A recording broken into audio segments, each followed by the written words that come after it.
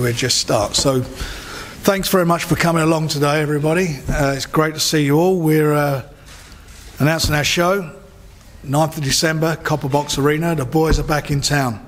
James DeGale, MBE, defending his IBF Super-Middleweight Championship or title, and Lee Selby from Barry Wells defending his IBF Featherweight title.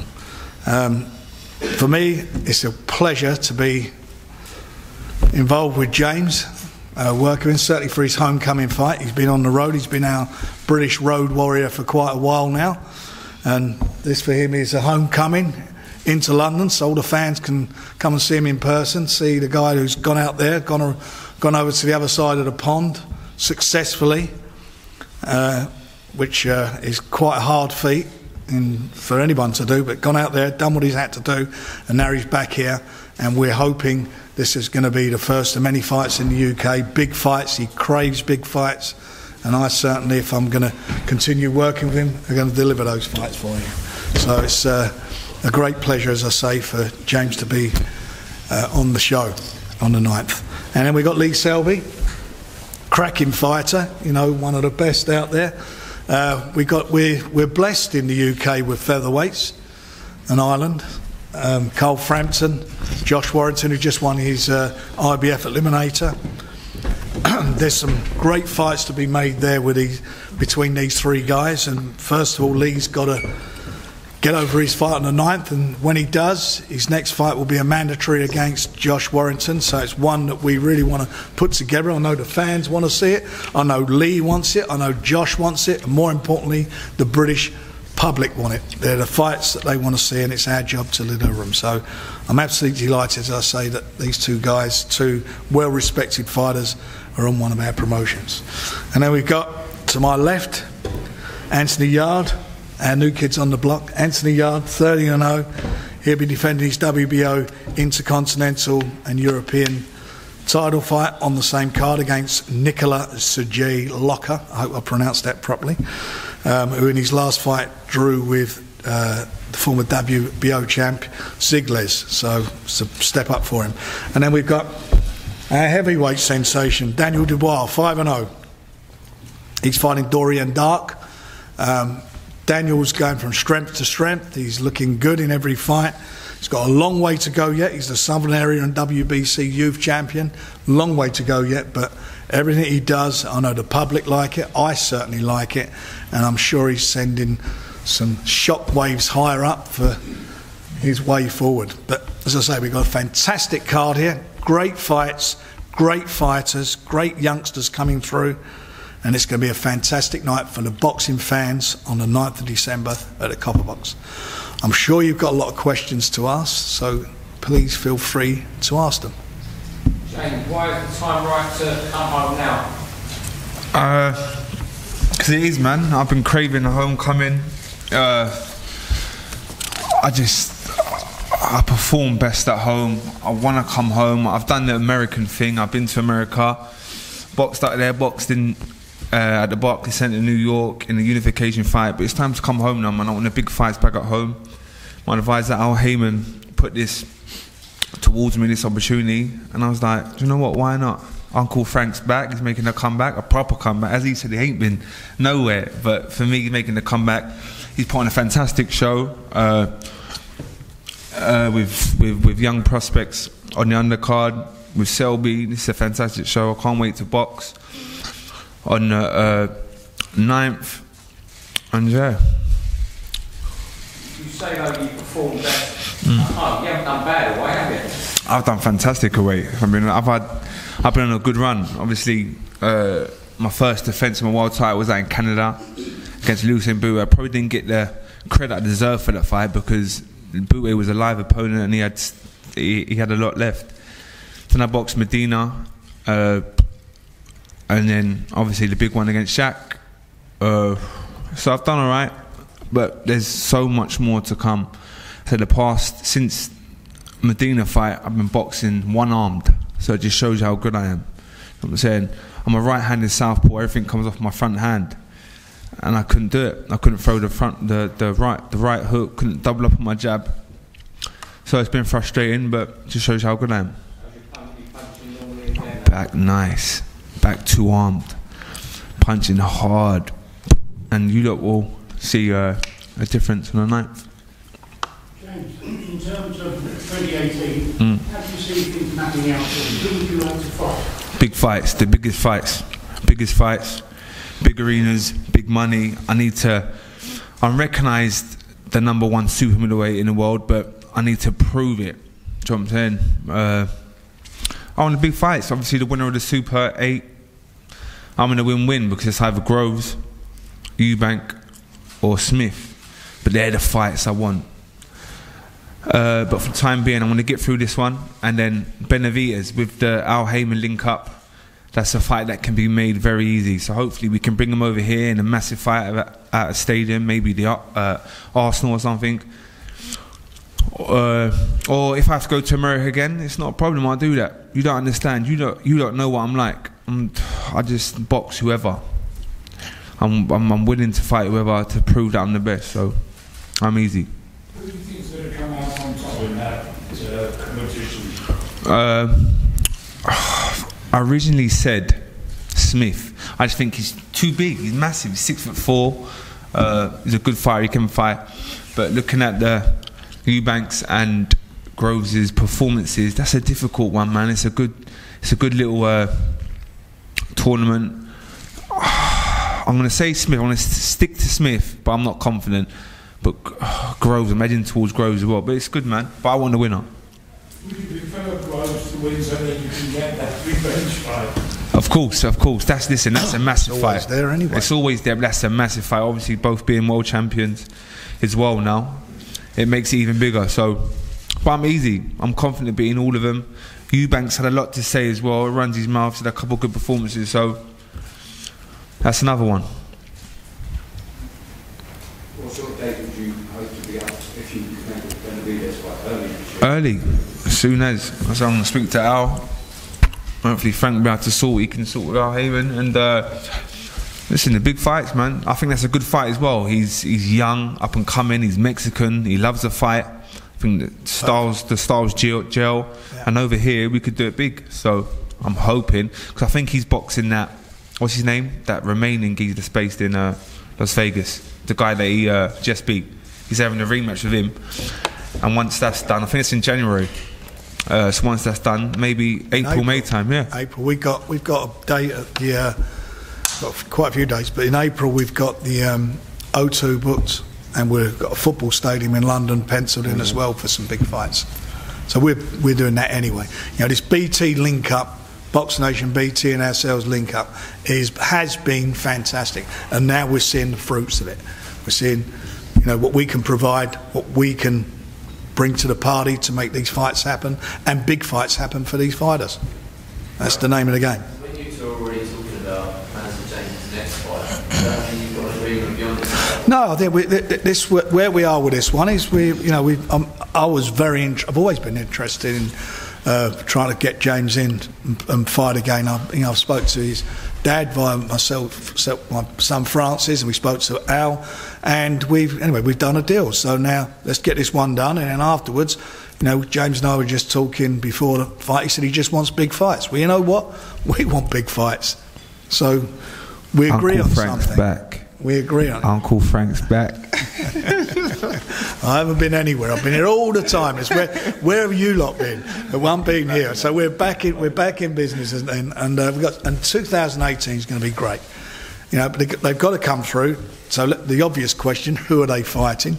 We're waiting for the IBF via Al Heyman. We're waiting for the IBF to confirm the two opponents. We was hoping it would be done. Hands up. There's nothing I can do about that. Waiting for Al to come back to me, and I'm quite sure we'll have that sorted out within the next day or so, and then we'll make an announcement. But the most important thing is they're here in London. Big Christmas show, 9th of December. This recent recruitment of James Lee on top of Carl Franson, do you think that can give you the country's biggest stable? There's been a lot made about your fight. I don't look. I've got to be honest, I don't sit and think about things like that. I think about, we've got these dates, these guys are the best fighters around, let's get them together. He's the #1 super middleweight.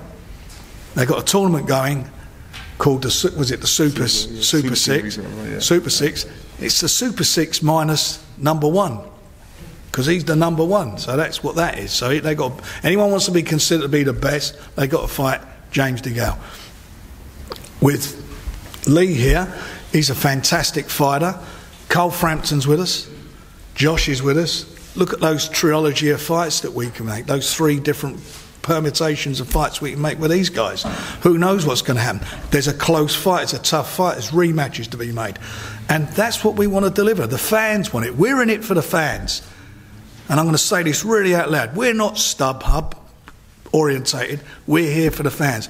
We're not slinging out pay-per-view fights. You know, we want to do pay-per-view. Of course we do. Some big fights need to be pay-per-view. We are here.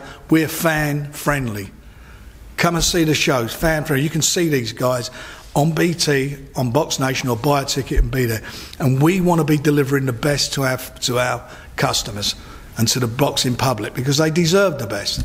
But now I ask you that, do you think you now have the country's best stable? I think it's not. I don't even look at it as a stable. I'm involved with some of the best fighters around, no doubt about that. But I've been doing that for a while. You know, Billy Joe Saunders is no slouch. Terry Flanagan's no slouch. They're undefeated guys. They've got great pedigrees. Olympians. You know, he's an Olympian. We've brought guys through in a tough way without the help of a big TV company. It's a game changer now. What I know that we got some great folks. What I do know we got the best young talent by a mile. Not in this country, I think in the world.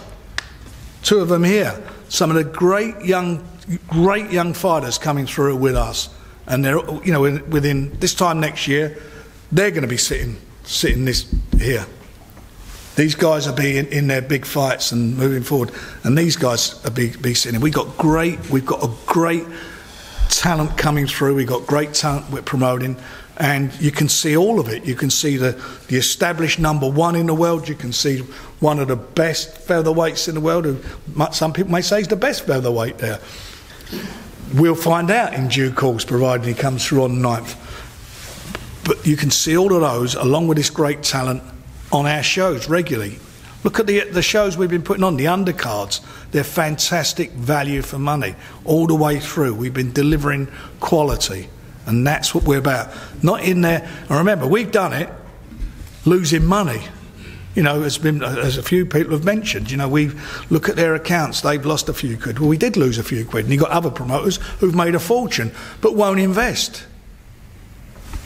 This guy, why weren't they fighting on Saturday in Cardiff? That'd been my show. I'd have had them on there in a heartbeat. Why weren't they on there? They're here now, and they're here for a reason, because we're behind them, we believe in it, and we're investing, and we're putting our money up. And as I say, this is all part of next year, providing these guys all come through next year, building and delivering to the British public, the British boxing public, great fights and great value for money. So yeah, we got the best stable. Following up on that, Andre Ward has vacated the belt, and obviously Andy Yard is in the position. When do you think he's going to be managing or maybe fight for another big belt? Sorry, who? Andre Ward has vacated his belt. Yeah. And he's like heavyweight. When do you think Yard? Look, Anthony is a quality fighter. He's, I mean, you know, 12 fights as an amateur. He's had 13 fights as a pro. I mean, compared with how many fights you had in your whole career, and how many amateurs do you have? I had over 100. You look at that, and then look at what he's had and what he's achieved. It's been quite significant. Having said that, he's got a way to go. He's not going to be an Andre Ward. He's not going to be world champion in his next fight. I think sometime next year, towards the end of the year, he's going to be in a position where we're going to have him up there and thereabouts, and he'll be challenging for that. Look, fight for a British title tomorrow. I don't know what Frank Buglioni was doing fighting whoever he was fighting last week. He should be coming to fight him.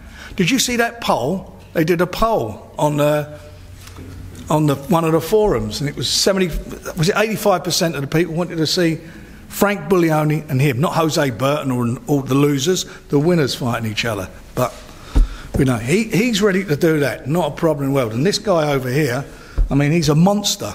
He frightens me when I watch him. I watch him and I can't believe, in my time in boxing, and I've been around well, I remember Noah. I've been around that long, and I remember seeing, when I see him and I watch him, he is without a doubt, in my opinion, the best young heavyweight I've seen at this stage of his career, bar none.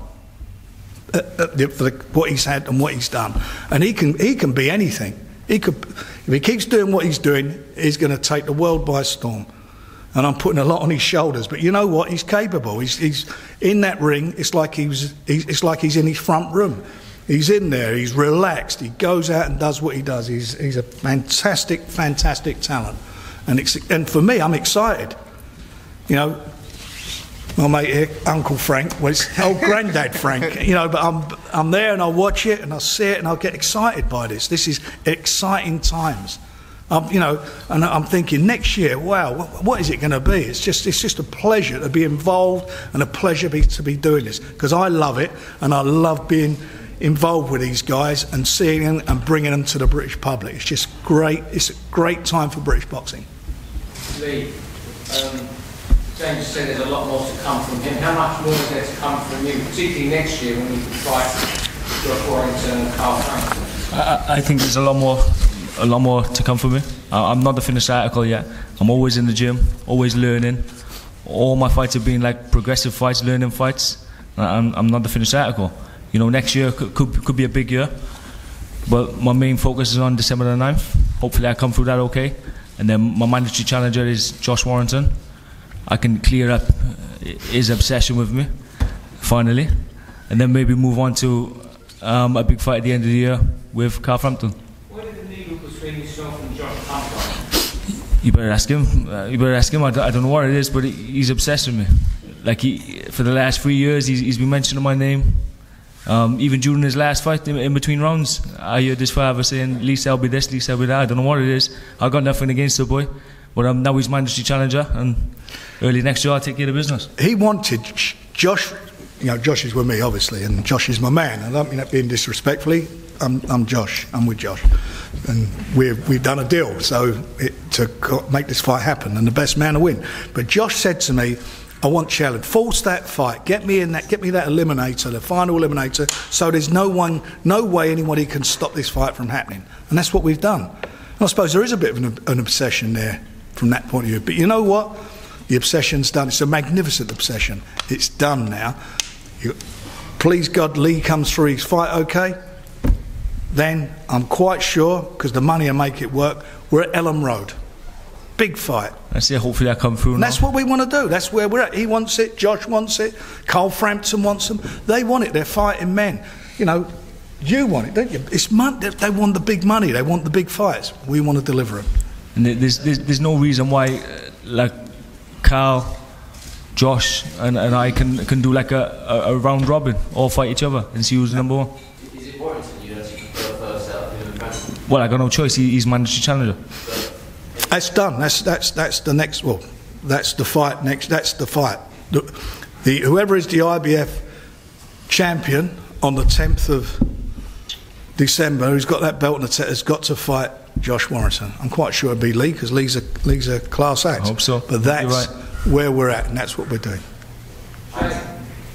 What? James, do you ever see yourself moving up to light heavyweight? Possibility. Or you've got a lot of business at 168 still? There's a lot of business at 168 still, isn't it? There's so many fights at Super-Middleweight that I want and that I need, really. I think there's some brilliant fights, but yeah, maybe it's a possibility.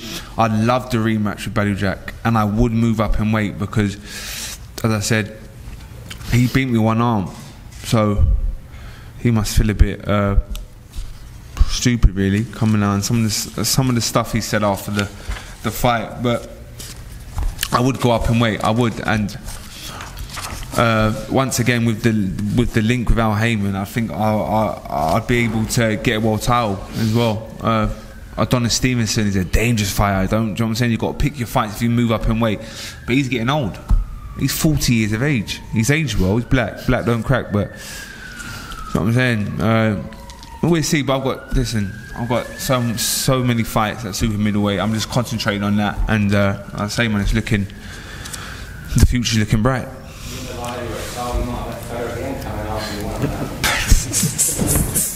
Why not? Why not? You never know. Nah, that's the name of the game, isn't it? That's what it's all about. Good fight, wicked fight. But I'm ahead of my head in my career. Do you know what I'm saying? Yeah.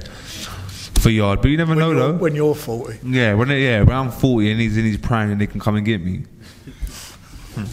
James, following up on that, recently Eddie heard a statement to you and Selby as well about it was a mistake for you guys to go to America. I was wondering. No way. Both of your take to say on that. No, me. Listen, I've lived the dream. Come on, like I've lived the dream. I've earned a lot of money. Who wouldn't want to do it? I went to America. I'd love to do something. Huh? Yeah. I just topped my own bill at the Barclays Centre in front of like 15,000 people on Showtime, on the Sky. It's crazy, it's madness. But as I say, this is I wanted to come home, and I'm with Frank. And yeah, it's been good. But Lee, yeah, I went to America with the hopes of securing a big fight. You know, all the other world champions out in America. I boxed Fernando Montiel, who was a former freeweight world champion. I returned home, but we made offers to the other champions, and nothing's come of it. But it hasn't been a mistake, no, I don't think.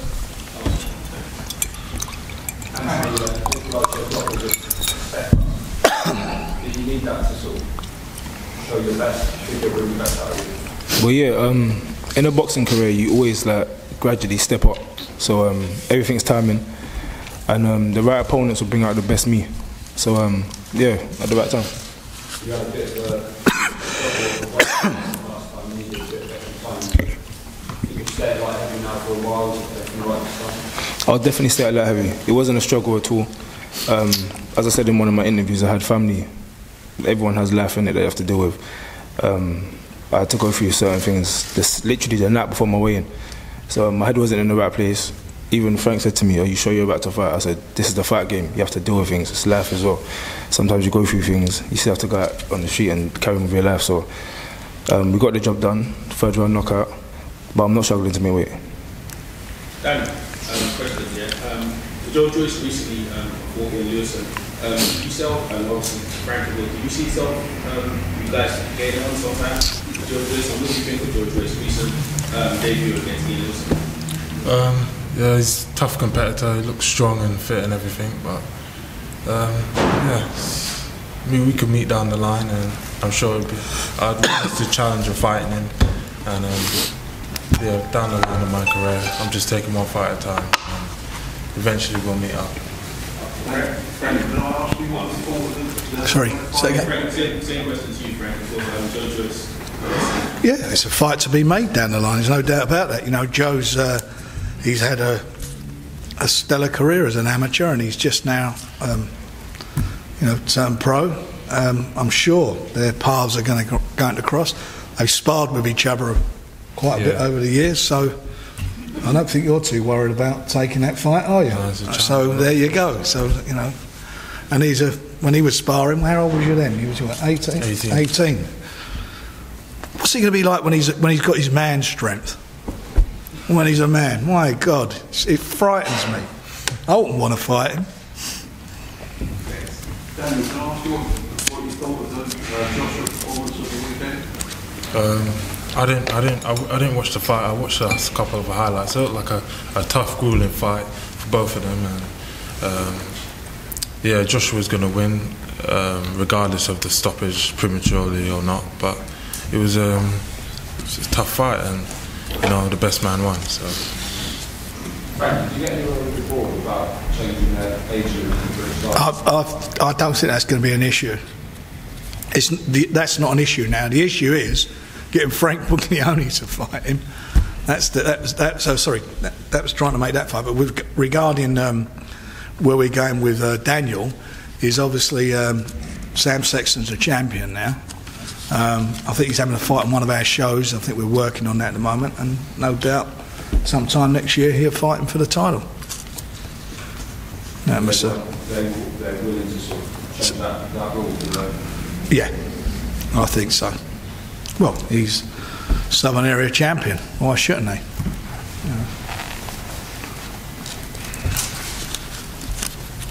How do you feel about Buglioni fight? your attitude? Well, it makes sense to me. That's just what makes sense. As Lee Selby said, someone's obsessed with him. Bugalone's obsessed with me. He keeps calling up my name. But then when we're trying to make the fight happen, don't need to spar him. No, we haven't sparred. He was a super-middleweight before. We was meant to spar one time actually, but it didn't happen for whatever reason. I won't get into that, but same thing with the fight. I personally don't think he wants to fight me. I've had certain conversations with certain people. I'm not going to put no one in deep waters, but he don't want to fight me. It's a fact. He fought Craig Richards, yeah, who I know well, who's had one fight before that at light heavyweight. Gave him a week's notice, and I didn't even watch the fight, but everyone was telling me it wasn't even that much of a gap. Not only that as well, Craig fought a week before, so you know what happens to your body when you have a fight. Well, fighters know, adrenaline, all that, feeling tired the next day, not sleeping because you're excited and all them kind of things. Craig took the fight on what, 6 days notice, and went 12 rounds with him. And there was times when it was up and down. That's what people were telling me. I didn't even watch the fight, but Bugaloone didn't want to fight me. Trust me. Are there any more questions? Yeah, just one fact. This is going to be another midnight matinee with Big Ondo and Lomachenko on the same line. Who's going to win? Sorry. Lomachenko. No, I thought you asked me. No, is this going to be another midnight matinee? No, it's not. It won't be. The Copper Box show will be finished by 11:30. Okay. That's done. But the Lomachenko fight, as you know, will be on BoxNation. But you tried out the last one. Yeah. No, this is well, there was for obvious reasons. But no, this will be that won't be happening. So don't worry, boys. You'll be able to go and get your cocoa, get to bed, and might even get match of the day if you're lucky. Thank you very much. Well, James, a question, James. So you've got other champions out there, Benavidez and Ramirez. Where do you see yourself getting your fights on? As soon as, as I said before, with the link with Al Heyman, I can get the Benavidez fight next year, early part of next year. Ramirez, but I'd like that, as I say, man. Any of the champions I want to fight, I want to test myself. So, yeah. Are we done? All good. Thanks very much for joining us, and appreciate it. And as I say, you'll get the opponents in the next 24, 48 hours. Thank you.